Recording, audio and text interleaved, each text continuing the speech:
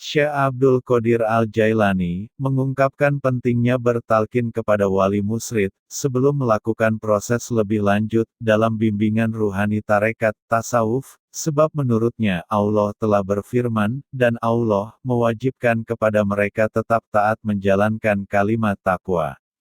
Surah Al-Fat 26, yakni kalimat la ilaha illallah, dengan syarat kalimat tersebut, sebagai talqin, diambil dari orang yang kalbunya bertakwa, sempurna dan suci dari segala sesuatu selain Allah. Bukan, sekadar kalimat la ilaha illallah yang diambil dari mulut orang awam. Meski lafadznya satu, tetapi bobotnya berbeda. Bibit tauhid yang hidup tentu saja diambil dari hati yang hidup, sehingga bibitnya berkualitas. Sedangkan, bibit yang tidak berkualitas tidak akan dapat tumbuh dengan baik. Sebagaimana yang diungkapkan pengarang kitab Bustan Asy-Syariah, diterangkan orang yang pertama kali menginginkan jalan terdekat kepada Allah, terunggul, tetapi termudah melalui Nabi ialah Ali bin Abi Thalib. Ketika Sayyidina Ali meminta, Rasulullah tidak langsung menjawab tetapi menunggu wahyu. Maka, datanglah Jibril dan menalkinkan kalimah la ilaha illallah 3 kali dan Nabi mengucapkannya 3 kali. Selanjutnya, Nabi mendatangi para sahabat dan Nabi menalkin para sahabat secara berjamaah. Nabi bersabda, kita telah kembali dari perang kecil ke perang besar yakni perang melawan hawa nafsu, riwayat Al-Baihaqi. Rasulullah juga bersabda, musuhmu yang paling utama ialah nafsumu yang berada di antara kedua lambungmu. Riwayat Al-Baihaqi. Menurut Syekh Abdul Qadir Al-Jailani, mahabbah cinta kepada Allah tidak akan tercapai, kecuali setelah engkau melumpuhkan musuh-musuhnya yang ada di dalam wujudmu sendiri.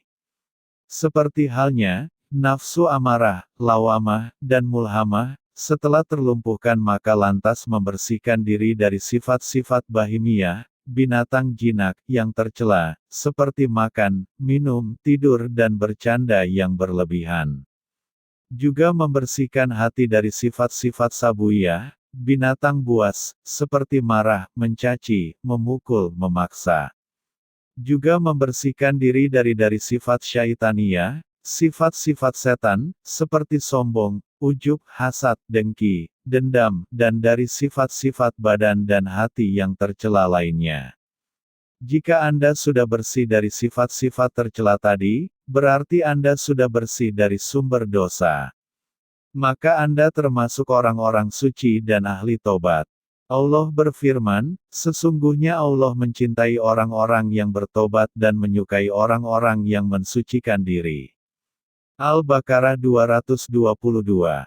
Adapun orang yang hanya bertobat dari dosa lahiriah saja, maka tidak termasuk yang disinggung ayat ini. Meskipun dia bisa juga disebut taibun orang yang bertobat, tetapi belum menjadi tawab orang-orang yang bertobat dengan sebenar-benarnya. Kata tawab dalam bahasa Arab ini menggunakan sigah mubalagah, atau superlatif yang dimaksud adalah tobatnya orang-orang yang khusus al-hawas. Perumpamaan orang yang tobat dari dosa lahiriah saja, adalah seperti orang yang memotong rumput tapi di batangnya saja. Dia tidak mau berusaha mencabutnya dari akar. Maka, pasti nantinya akan tumbuh kembali, bahkan lebih lebat dari sebelumnya. Berbeda dengan orang yang bertobat secara sungguh-sungguh, dari dosa akhlak-akhlak buruk. Ia seperti orang yang mencabut rumput hingga akar-akarnya. Maka, dapat dipastikan ia tidak akan tumbuh lagi, kalaupun ada itu termasuk kasus yang langka. Menurut Syekh Abdul Qadir Al-Jailani, posisi talqin di sini, seperti orang memotong rumput, adalah alat untuk memotong segala sesuatu selain Allah dari hati orang yang ditalqin. Seperti yang kita ketahui, orang yang tidak mau memotong pohon pahit, tidak mau menempuh perjalanan pahit, tidak akan mampu sampai pada tempat pohon manis. Berpikirlah wahai manusia yang memiliki pandangan hati. Semoga engkau berbahagia dan wusyul kepada Allah. Dari Kitab Sirul Asrar.